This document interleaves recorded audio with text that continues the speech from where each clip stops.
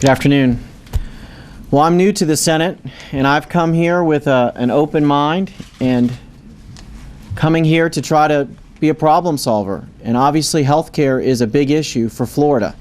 We've got nearly 4 million people who are uninsured, and the cost of health care is a significant expense to our seniors. We have the highest per capita senior population in the country.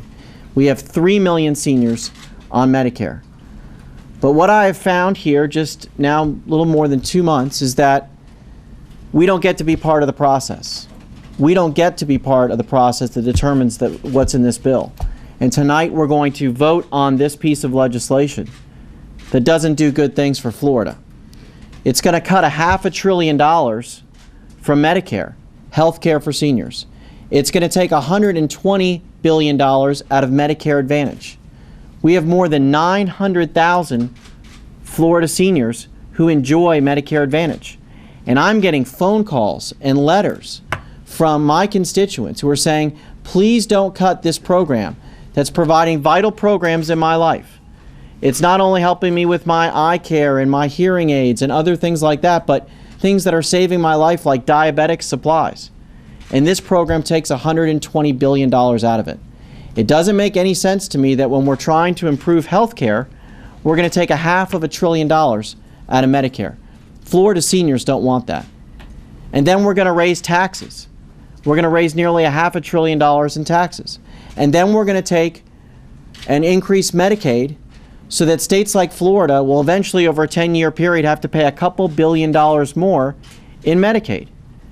And what has really occurred to me in reviewing this bill, and we've been combing through these pages, I can't tell you that I've read every word on 2,000 some pages, but we've been combing through it, is that what this is going to do is it's going to increase the cost of health care for the 170 million Americans who have health insurance now.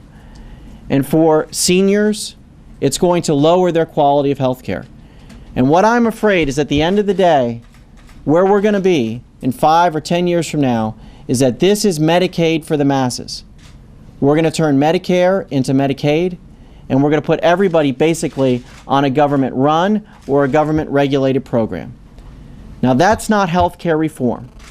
We're supposed to care about quality, we're supposed to care about access, and we're supposed to care about cutting costs. And I don't think that this bill does anything to address those problems. So tonight's vote really matters, because this is not a good start, and we should start over.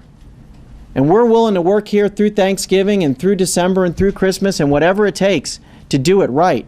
But this isn't a good start. And the Floridians that I meet, and I was in the state last week talking to Floridians in Tampa and Orlando and Jacksonville, and I had folks from all walks of life come up and speak with me. I had a janitor at a veterans hospital in Tampa come up to me and said, "What's going to happen with the health care bill?" I said, "Well, we're going to be debating it over the next weeks." He said, "You shouldn't vote for it. It's a bad thing." So it's not one group of society that likes it or one group of society that doesn't like it. The calls that I'm getting to my office in the last 6 days, we've gotten nearly 950 calls on this proposal. More than 800 are against it. We need to start over, and we need to do it right.